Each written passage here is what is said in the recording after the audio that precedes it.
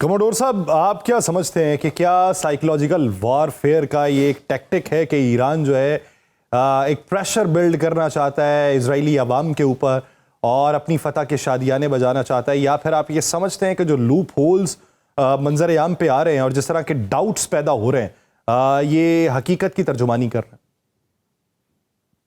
देखिए जी, जिधर से धुआं निकल रहा होता है वो बिला वजह तो नहीं निकल रहा होता, कुछ ना कुछ आग तो होती है।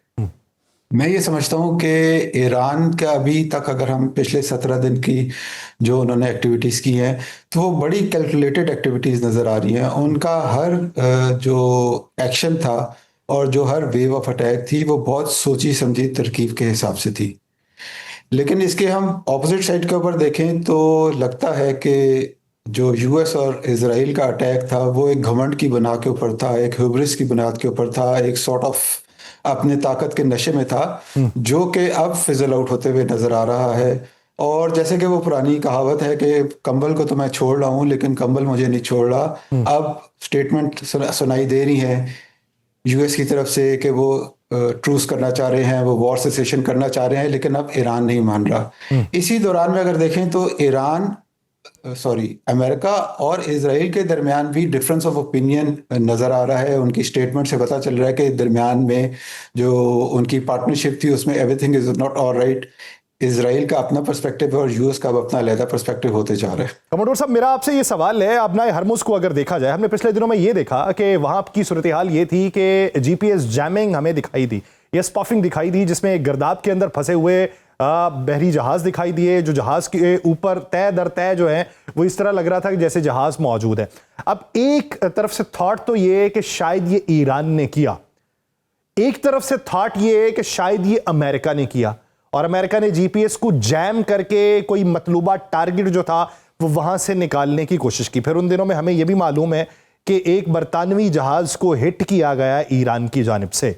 आपकी नजर में ये जो तकनीक आजमाई गई है हैक करने की, इसके पीछे के मकासद क्या हो सकते हैं और किसकी जानिब से ये की जा सकती है? देखिए जी, ये जो स्ट्रेट ऑफ हॉर्मुज है ये ऐसे है जैसे पर्शियन गल्फ का जाने का रास्ता, और पर्शियन गल्फ के अंदर या अरेबियन गल्फ के अंदर पूरी दुनिया के जो तेल के खजाने हैं वो मौजूद हैं। 20% तेल का खजाना मौजूद है।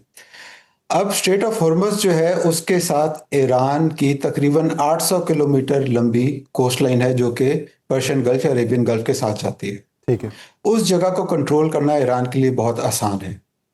उसके लिए उसको कोई बड़े शिप्स नहीं चाहिए, उसको कोई बड़ी मेजर फ्लीट नहीं चाहिए, बल्कि वो छोटे छोटे एसिमेट्रिक वेपन्स के थ्रू भी वो इसको कंट्रोल कर सकता है। और तेल जो है वो आलमी मईशत की एक बैकबोन है। और ईरान ने बड़े वाशगाफ अल्फाज में ये क्लियरली अनाउंस किया हुआ है कि इधर से तेल पूरी दुनिया का गुजर सकता है, उसको इसमें कोई इशू नहीं है, मां सिवाय अमेरिका, इजराइल और उसके एलाइज के। इस वजह से ये जितना कॉम्बिनेशन है वो आप ये समझ लें कि इसका मकसद ये है कि इस जंग को अमेरिका और उसके एलाइज के लिए महंगा से महंगा बनाना। कल की तारीख में पाकिस्तान का एक जहाज उधर से निकल कर आया है जो इंडिकेट करता है कि हमारा मैकेनिज्म जो है वो अच्छे तरीके से चल रहा है। और जिस तरीके से जहाज अगर जो नॉन अलाइन कंट्रीज आप समझ लें या जो किसी पार्टनरशिप या पार्टी में नहीं है, वॉर पार्टी में नहीं है, वो उधर से निकल के आसानी से आ रहे हैं। एक तो ये बात बड़ी क्लियर है। दूसरी बात यह कि अमेरिका का जो पहले अनाउंसमेंट थी कि हम स्ट्रेट ऑफ हॉर्मस में अपने जहाज़ों के जरिए शिप्स को जो है वो एस्कॉर्ट करेंगे, वो उनकी नेवी की तरफ से वो फिर बाद में ट्वीट डिलीट हो गया। आज उनकी तरफ से ये बयान आया है कि उन्होंने 7 मुल्कों से डिमांड की है जिधर से तेल बहुत ज़्यादा सप्लाई होते हैं ये आबनाए हरमुज़ से, कि वो इधर अपने बहरी बेड़े भेजें ताकि इधर से वो प्रोटेक्शन कर सकें। लेकिन उसके लिए भी जो रिस्पांस आया है वो बहुत ही लूपवर्म रिस्पांस आया हुआ है। यूके हम देखते हैं, यूनाइटेड किंगडम जो उसका बड़ा पुराना पार्टनर और हमेशा हर जंग में इनके साथ रहा है, उसने इसके ऊपर तकरीबन इनकार कर दिया है। वो कह रहा है कि हम इसके ऊपर सोचेंगे, हमें भी सोचने के लिए बहुत टाइम चाहिए बिकॉज ये हमें बात ठीक नहीं लग रही। इटली ने भी, जिनकी उनके साथ बड़ी अच्छी रिलेशनशिप पिछले दिनों डेवलप हुई थी, उन्होंने भी इसके ऊपर सिग्नल कर दिया वो इसके लिए राजी नहीं है। ऑस्ट्रेलिया ने इसके ऊपर, यानी वो ममालिक जो पहले इमदाद कर रहे थे या वो ममालिक जो पहले इत्तहादी थे अब इत्तहादी भी नाला दिखाई देते हैं। कमोडोर साहब, मेरा इसी ज़िमन में आपसे सवाल ये है कि अमेरिका के लिए नुक्ता इंतहा कौन सा होगा, क्योंकि अभी मौजूदा मंजरनामे में हमने ये देखा कि ये बातें हो रही हैं कि 1 साल का जो असलहे का ज़ख़ीरा है वो अमेरिका का ख़त्म हो जाएगा अगर ये जंग अगले 15 दिन और जारी रहती है। अब अगर वेव्स की बात करें, 56 या 55 वेव्स जो हैं वो जारी कर दी गई हैं ईरान की तरफ से, और ईरान के बारे में कोई बात नहीं कर रहा कि उसका ज़ख़ीरा ख़त्म होने वाला है या वो उस डगर पे पहुंच चुका या उस नहज पे पहुंच चुका। तो अब 3 लेयर्स हैं ईरान की, एक फ़ौज, फिर IRGC, फिर बसीज। कितना ज़ख़ीरा इनके पास मौजूद है, कितना नुक्ता बर्दाश्त इनका है और कौन सा नुक्ता इंतहा ट्रंप का होगा? देखिए जी, अगर हम ईरान की बात करें तो उन तक तो अभी तक लगता है कि वो नुक्ता जो है वो उनका जो पहले दिन था आज भी उसी जगह के ऊपर कायम है। आज ही की स्टेटमेंट थी उनके ईरानियन रेवोल्यूशनरी गार्ड कोर के ब्रिगेडियर जनरल की कि अभी तक उनका जो वेपन कैशे है वो अभी तक इंटैक्ट है और अभी तक उन्होंने जो मिसाइल्स और जो अपने वेपन्स फायर किए हैं वो तकरीबन 10 साल पुराने हैं और अभी लेटेस्ट वेपनरी तो उन्होंने फायर करना स्टार्ट ही नहीं की है।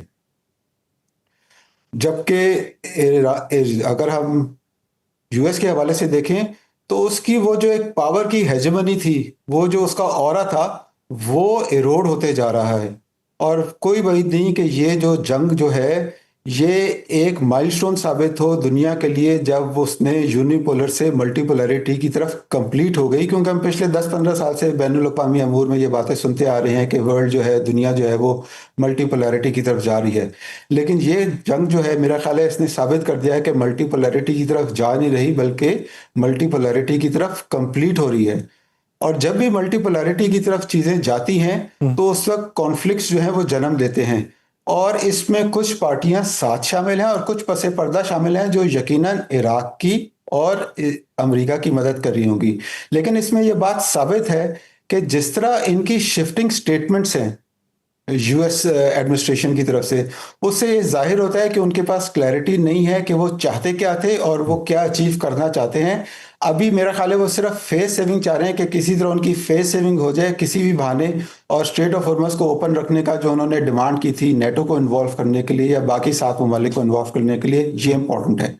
लेकिन मैं एक और बात कहना चाहूँगा, तकरीबन 90 की दहाई में अमेरिका से 2 सोचें जो है वो निकली थी। एक सोच निकली थी एंड ऑफ हिस्ट्री या एंड ऑफ टाइम्स, जिसके मुताबिक ये था कि जी कोल्ड वॉर के बाद यूएसएसआर की शिकस्त के बाद दुनिया ने अपनी हिस्ट्री ख़त्म हो गई है, जो उनकी ह्यूमन में एक्सीलेंस करनी थी वो वेस्टर्न लिबरलिज्म ने अचीव कर ली है। और उसके साथ ही 1996 में क्लैश ऑफ सिविलाइजेशन का एक आर्गुमेंट निकला था सैमुअल पी हंटिंगटन की तरफ से, जिसमें उन्होंने ये कहा था कि अगली जंगें जो हैं वो आइडेंटिटी की बुनियाद पर होंगी और कल्चरल की बुनियाद के ऊपर होंगी। तो आज तकरीबन 20-25 साल गुजरने के बाद ये चीज़ें कुछ ऐसे लगती हुई नजर आ रही हैं कि ये जो जंग जो है ये पॉलिटिकल से ज़्यादा एस्ट्रोलॉजिकल या फिर कैटाक्लिज्मिक वॉर की तरफ भी बढ़ सकती हैं, जो कि यकीनन एक परेशानी का बायस होगी।